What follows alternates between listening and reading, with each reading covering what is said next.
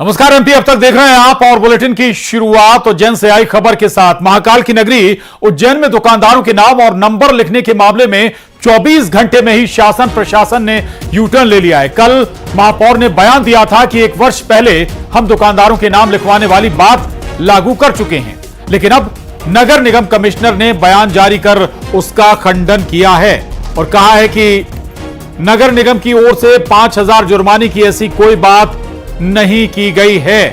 तो ये बड़ी खबर, अहम खबर है। दरअसल उज्जैन में भी दुकानों के बाहर नाम लिखवाने पर, नाम जो दुकानदार है उसके नाम और नंबर लिखने की बात पर सियासत शुरू हो गई। इसके बाद अब यहां पर नगर निगम ने भी यू टर्न ले लिया। कहा ऐसा कोई भी आदेश उन्होंने नहीं दिया था। दरअसल उज्जैन में दुकानदारों के नाम और नंबर लिखने के मामले में 24 घंटे में ही शासन प्रशासन ने यू टर्न ले लिया है।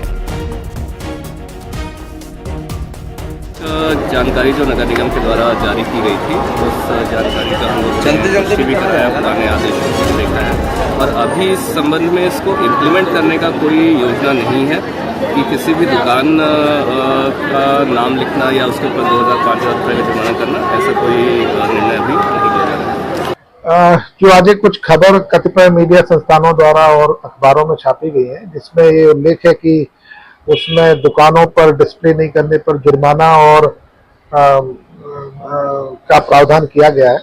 इस संबंध में मैं स्पष्ट करना चाहूंगा कि नगर निगम उज्जैन द्वारा इस तरह का कोई भी एग्जीक्यूटिव ऑर्डर जुर्माने के संबंध में जारी नहीं किया गया है और ना ही इस तरह से कोई कार्रवाई किया जाना प्रस्तावित है। और न्यूज 18 संवाददाता अजय पटवा हमारे साथ जुड़ गए इस खबर पर। अजय, महापौर कुछ कहते हैं, निगम कमिश्नर कुछ कहते हैं, क्या है दिक्कत?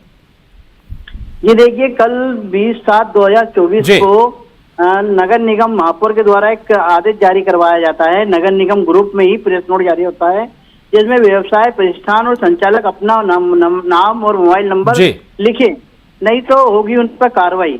जिसमें 5000 रुपये तक के जुर्माने की बात की गई है। लेकिन 26/9/2022 को नगर निगम MIC के द्वारा इस प्रस्ताव को पारित कर चुका है। अब क्या हुआ है कि इस पूरी खबर में चलने के बाद, मीडिया में आने के बाद इस मामले में जैसे ही टूल पकड़ा तो उज्जैन नगर निगम कमिश्नर ने एक आदेश जारी कर दिया है कि दुकान पर नाम नहीं लिखवाने पर वो जुर्माना लगाए जाने के संबंध में नगर निगम द्वारा जारी किए गए किसी प्रकार का कोई आदेश पारित नहीं किया गया है। लेकिन जिस पूरे मामले में नगर निगम जो है मीडिया पर ठीकरा फोड़ रहे हैं, जिसमें इनके आपसी तालमेल नहीं है, जिसके कारण ये लोग ये तय नहीं कर पाए कि आदेश जारी करना क्या है। अब महापौर ने आदेश कुछ और जारी करा, नगर निगम कमिश्नर कुछ और आदेश जारी कर रहे हैं और पूरे मामले में अब जो है यू टर्न ले लिया है नगर निगम ने और अब कह रहे हैं कि इस प्रकार का कोई आदेश हमने जारी नहीं किया है और कोई 5000 रुपये जुर्माने की बात नहीं की गई है। तो निगम में ही, प्रशासन में, महापौर में और अफसरों में आपस में ही तालमेल है नहीं और मामला यहां तक पहुंच गया कि यू टर्न लेना पड़ा कमिश्नर को। शुक्रिया अजय। खबर भोपाल से। मंत्रियों के विभाग का बंटवारा हो गया है। मंत्री रामनिवास रावत को वन पर्यावरण मंत्रालय दिया गया है। नागर सिंह चौहान का कद इसके मद्देनजर घट गया है। दरअसल पहले यह विभाग नागर सिंह चौहान के पास था। अब नागर सिंह चौहान के पास केवल एक विभाग बचेगा, यानी कि अनुसूचित जनजाति कल्याण विभाग ही नागर सिंह चौहान के पास रहेगा। रामनिवास रावत ने 8 जुलाई को मंत्री पद की शपथ ली थी, जबकि बाकी जो मंत्री उनके विभाग पहले जैसे ही रहेंगे, उनमें कोई बदलाव नहीं किया गया है। बस केवल रामनिवास रावत को वन एवं पर्यावरण मंत्रालय, महत्वपूर्ण मंत्रालय दिया गया है।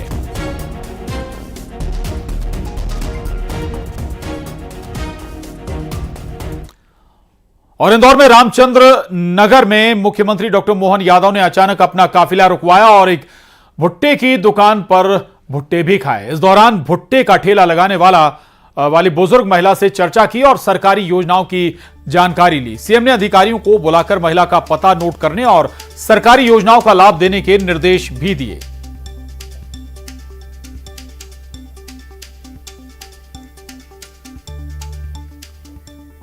ये तस्वीरें देख रहे हैं आप। दरअसल इंदौर में रास्ते में रुके मुख्यमंत्री डॉक्टर मोहन यादव और वहां पर एक शॉप पर उन्होंने, या कहें एक ठेले पर भुट्टा भी खाया, सरकारी योजनाओं की जानकारी भी ली और इतना ही नहीं, महिला की जानकारी नोट करने के बाद तमाम दूसरी सरकारी योजनाओं का लाभ दिलाने का आश्वासन भी दिया। इधर बीजेपी प्रदेश अध्यक्ष वी डी शर्मा ने जीतू पटवारी के बयान पर पलटवार किया है। कहा, कांग्रेस हमेशा नकारात्मक सोच रखती है। दुकान प्रतिष्ठान पर नाम लिखने का एक प्रस्ताव है, सरकार ने कोई आदेश जारी नहीं किया है। अगर जीतू पटवारी भी सरकार को कोई सुझाव देना चाहते हैं तो वो भी दे सकते हैं। उन लोगों के दिमाग में हमेशा नेगेटिव थॉट ही आते हैं, क्योंकि कांग्रेस ही ये काम डिवीजन का काम हमेशा करती रही है, इसलिए उस पर किसी ने कोई निर्णय थोड़ी लिया है। अब विचार है किसी का, भाई आपका विचार है कुछ है, आपने कुछ कहा, तो ये तो एक समाज में कभी कोई व्यक्ति कुछ बातों को कहता है तो क्या ठीक हो सकता है, क्या समसामयिक उपयोग के लिए क्या जरूरत है, तो उस पर लोग तय करते हैं। तो ये किसी ने निर्णय थोड़ी किया है, ये उनका सुझाव था। तुम भी जीतू पटवारी सुझाव दे दो, क्या लगता है, लेकिन तुमको तो केवल जब प्रदेश की जनता ने आप सबको नकार दिया है तो आप यही भाषा बोल सकते हो, और क्या बोलेंगे। और दुकानों पर मालिक के नाम लिखने के फैसले पर भांडेर से कांग्रेस विधायक फूल सिंह बरैया ने विवादित बयान दिया। उन्होंने कहा कि फल पैदा करने वाले का नाम पूछेंगे क्या, अगर मुस्लिम ने पैदा किया और मर गया तो। उन्होंने पीएम मोदी को लेकर अभद्र टिप्पणी भी की और कहा कि यह नफरत फैलाने का काम है। नहीं, अब पैदा करेंगे तो उनको पूछेंगे जो किसने पैदा किया, उसी को खाएंगे, और नहीं तो फिर पता चलेगा कि मुसलमान ने पैदा किया और खा लिया, कहीं मर गया ये तो मोदी को पता चले मर जाए तो ये ठीक है, आने वाले समय में नफरत फैलाने का काम है। और उधर यूपी सरकार के फैसले के समर्थन में उतरे हैं पंडित धीरेन्द्र शास्त्री। दुकानों के बाहर नेम प्लेट लगाने के फैसले का पंडित धीरेन्द्र कृष्ण शास्त्री ने समर्थन किया है। धीरेन्द्र शास्त्री ने यूपी सरकार की तारीफ की है, कहा है सत्य सबके सामने आना चाहिए, समाज में किसी भी प्रकार से झूठ पेश ना हो। तो यूपी सरकार के फैसले का समर्थन किया है पंडित धीरेन्द्र कृष्ण शास्त्री ने और कहा है कि सभी दुकानों के सामने जानकारी होनी चाहिए कि आखिर वो किसकी शॉप है, किसकी दुकान है। हकीकत, सच्चाई सामने आने चाहिए, सत्य सबके सामने आना चाहिए, ये कह रहे हैं पंडित धीरेन्द्र कृष्ण शास्त्री। समाज में किसी भी प्रकार से झूठ पेश ना हो, ये बड़ी खबर है। यूपी सरकार के फैसले का समर्थन कर रहे हैं पंडित धीरेन्द्र कृष्ण शास्त्री। दरअसल उत्तर प्रदेश सरकार ने आदेश जारी किया है, तमाम दुकानों के सामने किसी भी नाम से दुकान चल रही, लेकिन उसके प्रोपराइटर का या फिर उसके संचालक का नाम जरूर होना चाहिए।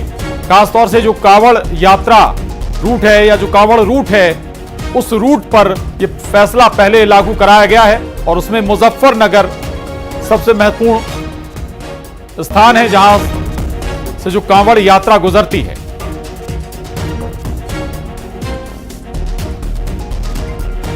बहुत बहुत धन्यवाद है। और देखिए, हमारा उद्देश्य मांग को नाम रखने से कोई बड़ी बात नहीं, और सत्य सामने आना चाहिए। अपने बाप को बाप कहना चाहिए, दूसरे के बाप को बाप नहीं कहना चाहिए, ताकि समाज में किसी भी प्रकार से झूठा प्रस्तुत ना हो और कोई भी व्यक्ति गुमराह ना हो। हमारा उद्देश्य यह बात कहने का सिर्फ इतना है। धीरेन्द्र कृष्ण शास्त्री ने भी यूपी सरकार के फैसले का समर्थन किया है और कहा है कि अगर कोई दुकान है, कोई शॉप है, कोई रेस्टोरेंट है तो उसके आगे उसके संचालक का नाम जरूर होना चाहिए, सच्चाई सामने आनी चाहिए, कुछ भी छुपना नहीं चाहिए। हालांकि अपने बयान में वो कहते हुए नजर भी आ रहे हैं कि जो है वो दिखना भी चाहिए। दरअसल उत्तर प्रदेश सरकार ने सबसे पहले जो कांवड़ रूट है उस पर तमाम जो ढाबे संचालक हैं, टी स्टॉल्स हैं, दूसरी शॉप्स हैं, उन पर यह आदेश जारी किया था कि उनके जो संचालक हैं वो अपना नाम, पूरा नाम लिखें, पूरा डिटेल लिखें। और इसी के बाद से सियासत गरमाई हुई है, जिसका असर मध्य प्रदेश तक भी पहुंचा है और अब पंडित धीरेन्द्र कृष्ण शास्त्री, बागेश्वर धाम के पीठाधीश्वर धीरेन्द्र कृष्ण शास्त्री ने भी इस पर अपनी बात रखी है, बयान दिया है। नरेंद्र सिंह परमार हमारे साथ जुड़ गए हैं। नरेंद्र, किस संदर्भ में उन्होंने बयान दिया? देखिए प्रशांत, ऐसा है जैसा कि उत्तर प्रदेश सरकार द्वारा जो कांवड़िया हैं, जो रूट उनका तय हुआ, उस रूट से जो भी कांवड़िया गुजरना है, वहां पर जितने भी दुकान और मकान हैं, वहां पर उत्तर प्रदेश सरकार ने आदेश दिया कि उस दुकान पर नेम प्लेट। मध्य प्रदेश के लिए भी वो पैरवी करते हैं क्या? बिल्कुल, जिस तरह से बाबा बागेश्वर ने आज अपना बयान दिया है, बड़ा ही तल्ख बयान दिया है और बयान के लिए वो जाने जाते हैं। उन्होंने साफ तौर पर उसका समर्थन किया है। उनका कहना है कि मध्य प्रदेश सरकार को भी इस तरह का कदम उठाना चाहिए, ऐसा आदेश होना चाहिए ताकि ये समझ में आए, समाज में किसी तरह का कोई भ्रम न रहे कि आखिरकार जो दुकान है वो संबंधी जन की है, वो किस जाति के समुदाय की व्यक्ति की है।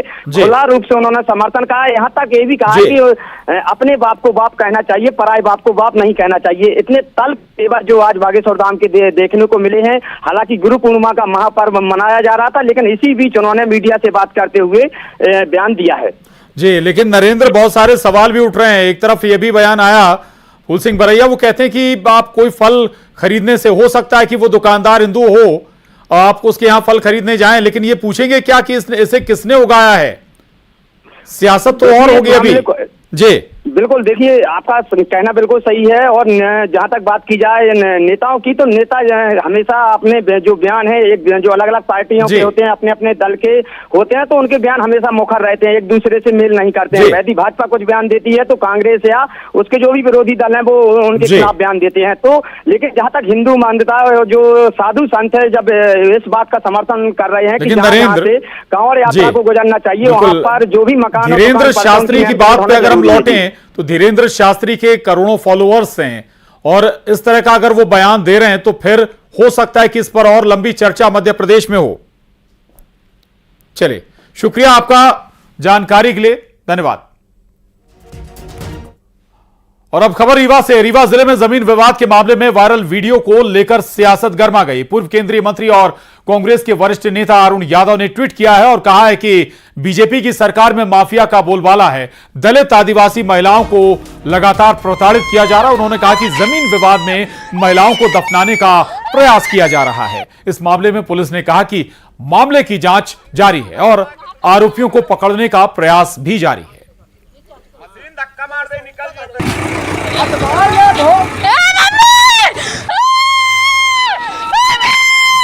ये तस्वीरें देख रहे हैं आप। दरअसल जमीन पर किसी व्यक्ति की जमीन पर रोड बनाई जा रही थी, सड़क बनाई जा रही थी। जब उसका विरोध किया महिलाओं ने तो उनके ऊपर ही मुरम डाल दी गई और उस मुरम में 2 महिलाएं दब गईं और इसके बाद अब उन महिलाओं को अस्पताल में भर्ती कराया गया है। चीख पुकार की आवाजें आप सुन पा रहे हैं। ये पूरा वाकया रीवा का है और आरोप कुछ दबंगों पर लगा है। आरोप यह है कि वो कुछ निजी लोगों की जमीन पर सड़क बना रहे थे जबरदस्ती। जब विरोध किया तो फिर ये दबंगई देखने को मिली। ये हिनौता गांव का मामला है, वहाँ रोड बन रही थी, मुरम वगैरह डल रही थी। तो अभी तक की सूचना ये प्राप्त हुई है कि वहाँ विरोध कर रहे थी 2 महिलाएं, तो उसने जो है मुरम का पलटी किया तो जिसमें वो दबी। तो इसके साक्ष्यों का विश्लेषण किया जा रहा है, अपराध पंजीबद्ध करके विवेचना की जा रही है। आई हुए साक्ष्यों के आधार पर इसमें कार्रवाई की जाएगी। पलटी किया ये सब अभी जांच का विषय है। अभी हम इसको जांच कर रहे हैं। जो भी अग्रिम कार्रवाई होगी वो साक्ष्यों के आधार पर की जाएगी। क्या वो ट्रक पकड़ लिया गया है या पुलिस ने उसको रजिस्टर लिया है? ट्रक के विषय में अभी हमारी टीम गई हुई है। और रायसेन जिले की अपनी उदयपुरा विधानसभा के मूंग खरीदी केंद्रों का औचक निरीक्षण करने पहुंचे स्वास्थ्य राज्य मंत्री नरेंद्र शिवाजी पटेल को अव्यवस्थाओं को देखकर गुस्सा आ गया। इसके बाद माननीय अपनी मर्यादा ही भूल गए। किसान ने टेंट लगाने की बात बीच में क्या बोल दी, मंत्री जी को नागवार गुजरा और वो किसान पर ही भड़क गए। तो वहीं समिति प्रबंधक से 20 ग्राम अधिक वजन लेने पर मंत्री ने गुस्से में कहा कि वेयर हाउस संचालक को अय्याशी करवाने के लिए ज्यादा तुलाई करवा रहे थे। आज फिर पाया गया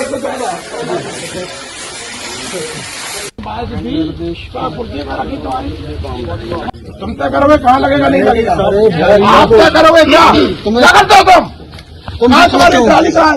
ट्राली साहब जाएंगे है कि जगह कहना जहाँ आपकी समस्या आपसे करेंगे, इनकी समस्या इनसे करेंगे। हम तो उसके बाद नहीं निर्देश के बाद नहीं लगी, ये तो बिल्कुल घोर अनुशासनहीनता मानिए इनको। मंत्री के और एसडीएम के निर्देश के बाद तुमने नहीं लगाई यहाँ पे। घोर अनुशासन की कार्रवाई करिए। इसको ब्लैक लिस्ट करो ना आप। आज सुविधा के यहाँ पर सुविधा, किसानों को सुविधा नहीं दी जा सकती, इसलिए इसको ब्लैक लिस्ट किया जाए। ब्लैक लिस्ट करिए और इसको जेल भेजिए जो भी यहाँ के लोग। जिस तादाद में हमें उदयपुरा विधानसभा में भारतीय जनता पार्टी को किसानों का समर्थन मिला। इसलिए मेरी पहली चिंता की किसानों की तुलाई नियम से और केवल उनकी जो आवश्यक मात्रा उसमें होना चाहिए, कोई ज़्यादा तुलाई ना हो और घाटों में कोई गड़बड़ ना हो, किसानों को तुलाई केंद्रों पर कोई परेशानी का सामना ना करना पड़े।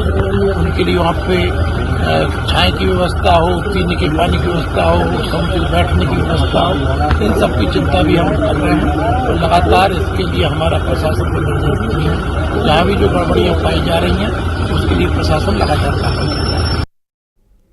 और उधर ग्वालियर में गोविंदपुरी बाल संप्रेक्षण गृह से नाबालिग आरोपी के भागने का मामला सामने आया। आरोपी को हत्या के प्रयास में गिरफ्तार करने के बाद बाल संप्रेक्षण गृह में रखा गया था। फिलहाल पुलिस सरगर्मी से फरार नाबालिग आरोपी की तलाश में जुटी है। बताया जा रहा है कि सुधार गृह के कैंपस में टहलने के दौरान मौका पाकर नाबालिग आरोपी पेड़ पर चढ़कर फरार हो गया। आज 12 बजे दिन की बात है। बाल अपचारी है जो बाल संप्रेक्षण गृह में थाना गोला के मंदिर से गोली चलाने के जुर्म में धारा 307 के अंदर रखा गया था। वो आज दिन के 12 बजे लगभग जब उसको घुमाया जा रहा था उन लड़कों को, बाल अपचारियों को, तो उस वक्त वो पेड़ पे चढ़ के फरार हो गया। और मध्य प्रदेश की ऊर्जा धनी कहे जाने वाले सिंगरौली जिले के ग्राम पंचायतों में भ्रष्टाचार के मामले थमने का नाम नहीं ले रहे। पंचायत कर्मी के खिलाफ सरकारी राशि का दुरुपयोग कर 17 लाख के भ्रष्टाचार का मामला सामने आया, जिसके बाद जिला पंचायत सीईओ ने विभागीय कार्रवाई करते हुए भ्रष्टाचार की राशि भरपाई के लिए आदेश जारी किया, लेकिन कार्रवाई नहीं की गई। शिकायतकर्ता ग्रामीणों पर आरोप है कि जिला पंचायत सीईओ ने कार्रवाई की बात तो कही, लेकिन अब शिकायत वापस कराने का अनर्गल दबाव बना रहे हैं। रोजगार साहब हमारे ऊपर काना से छत पहुंचान हम लोग काना से शिकायत की है। वो शिकायत की हमारे कोई सुनाई नहीं। सीओ साहब बोल रहे हैं कि आपको काना से सुलह हो जाइए, नहीं आपको बंद करेंगे। बहुत दिन से परेशान है ये। हम लोग 1.5 साल कम से कम शिकायत किए यहाँ की कार का, क्योंकि अनर्गल किए थे रोजगार सहायक उदेश प्रसाद गर्ग। तो जांच पड़ताल हुई, उनको मतलब कार्रवाई तो कर दिए, लेकिन वसूली के लिए आज तक कार्रवाई नहीं कर रहे हैं, न तो उनकी वसूली हो रही है। देखिए, पौड़ी 3rd चित्रंगी की हमारी पंचायत है और वहाँ पे विगत वर्ष से एक मामला था और अनियमितता की गंभीर शिकायत थी। उस संबंध में जब जांच की गई तो पाया गया कि करीब 11-12 आवास हैं जिनके निर्माण नहीं हो पाए हैं या कि वो किन्हीं कारणों से अनाधिकृत रूप से स्वीकृत किए गए हैं। इसके अलावा कुछ निर्माण कार्य भी थे जिसमें लघु तालाब आदि थे, हितग्राही मूलक मनरेगा के ये सब योजनाएं होती हैं। उसमें अवधेश गर्ग जो वहाँ पे हमारा GRS था, सहायक सचिव था, उसकी भूमिका मुख्य रूप से थी अनियमितताओं में। यहाँ तक कि वहाँ के सरपंच और सचिव की भी अनभिज्ञता थी। उस आधार पे उस पर 17 लाख से ज़्यादा का अनियमितता का आहरण पाया गया है और उस पर उतनी वसूली आयत की गई है। और खबर बुरहानपुर से। बुरहानपुर के स्कूल में बच्चों के स्वास्थ्य के साथ खिलवाड़ हो रहा है। जहां यहां पर मिड डे मील के लिए आए गेहूं चावल में इल्लियां निकल रही हैं। गेहूं में कचरा और प्लास्टिक की पन्नियां निकल रही। इसकी जानकारी मिलते ही अभिभावकों ने हंगामा किया और शिक्षकों को जमकर खरी खोटी सुनाई। शिक्षकों ने राशन विक्रेता को इसके लिए जिम्मेदार ठहराया।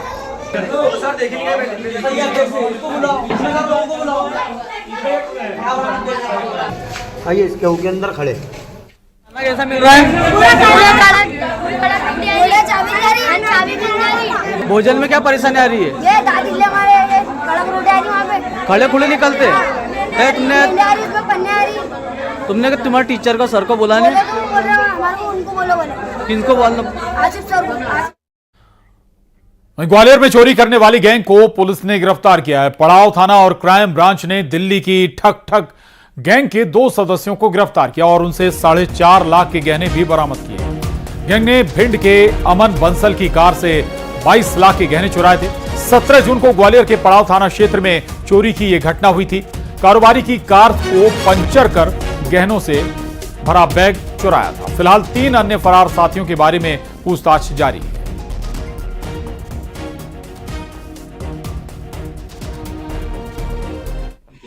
ये 17 जून को पड़ाव थाने में एक FIR दर्ज हुआ था। 244 ग्राम की सोना एक गाड़ी से चोरी हुआ था। ये भिंड का व्यापारी अमन बंसल, वो ग्वालियर सराफे से सोने खरीद के वापस जा रहा था। रास्ते में इनका गाड़ी अचानक पंक्चर हो गया। फिर वो जो पंचर की रिपेयरिंग करते वक्त इनके गाड़ी से वो सोने का बैग चोरी हुआ था। तो खबर मुरैना से। मुरैना में रील बनाने के चक्कर में एक नाबालिग को जान से हाथ